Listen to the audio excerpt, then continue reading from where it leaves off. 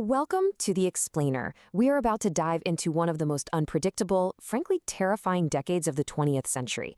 I want you to just imagine a world literally holding its breath, swinging back and forth between this fragile hope for peace and the very real terror of total nuclear war. Well, that wasn't a movie. That was real life in the 1950s. So, the big question that hung over absolutely everything was this: could the superpowers actually learn to live with each other? Or was some final catastrophic showdown just inevitable? We're going to trace that tension, that decade-long push and pull that, believe me, created the world we're all standing in today. Okay, so our story really gets going in 1953. There's a new team in the White House. You've got President Eisenhower, and right there with him, his incredibly influential Secretary of State, John Foster Dulles. And they came in with one very clear goal. It was time to get tough on the Soviet Union. Much tougher. And just listen to the language here from Dulles. This is so important. He wasn't just talking about containing communism anymore, which was the old policy. No, he was talking about actively dismantling it, about rolling it back. This was a brand new, way more aggressive game plan for the United States. This whole new strategy got a name, the New Look. But, and this is a huge but, there was a problem. The Eisenhower administration had promised the American people they'd cut spending and balance the federal budget. So you've got this puzzle, right? How do you project even more military power around the world while spending less money? And the answer they came up with? Well, it's pretty chilling. It was a doctrine called massive retaliation.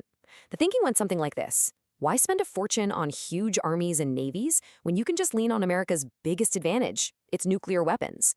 The message to Moscow was crystal clear.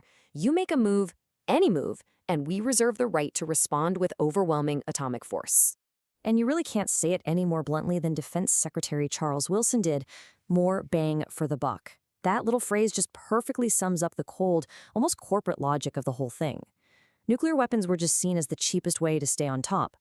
But that economic decision, it had some very, very real and scary consequences for ordinary people. And this picture, wow. It just says it all, doesn't it? This strategy wasn't some abstract theory being debated in a boardroom.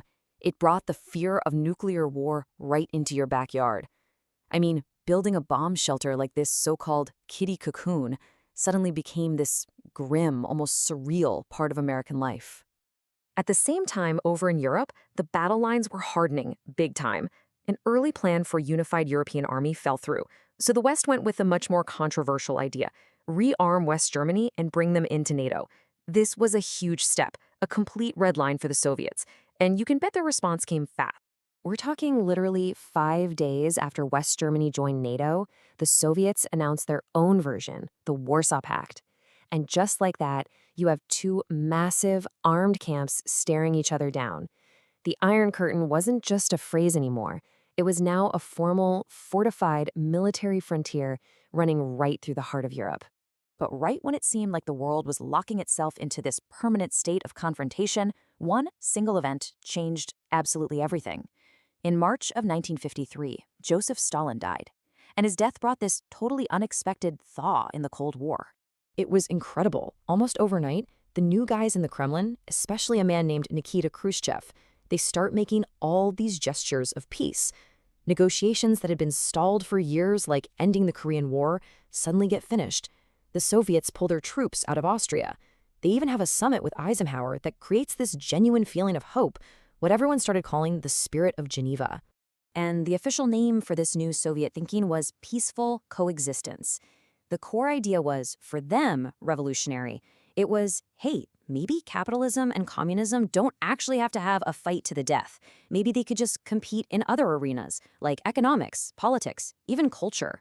It was a stunning shift in tone coming out of Moscow. But, and you knew about was coming, this whole thaw had some explosive and completely unforeseen consequences inside the Soviet bloc itself. This new promise of a little more freedom was about to be put to the ultimate test. So here's the spark that lights the fire. In 1956, Khrushchev gives this secret speech where he just tears into Stalin's crimes.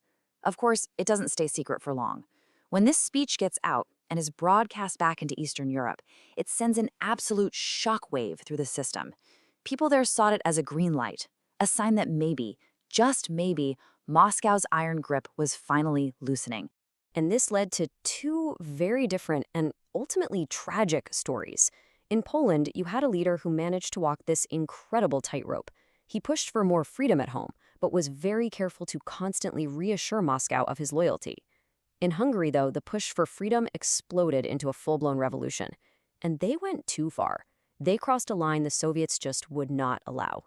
And this man, Imre Nagy, became the face of that Hungarian uprising. Under his leadership, they started forming a new government. They promised free elections. They were really trying to dismantle the whole one-party system. And for this one brief, shining moment, it looked like Hungary might actually break free.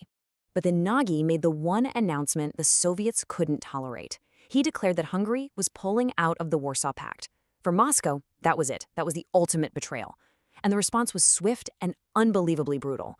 250,000 troops and thousands of tanks just rolled in and crushed the rebellion. Nagy was later executed. The thaw was officially over. And here's what's just incredible. At the exact same time that Soviet tanks are crushing Budapest, a completely different crisis is blowing up in the Middle East. And this one was about to fracture the Western alliance itself.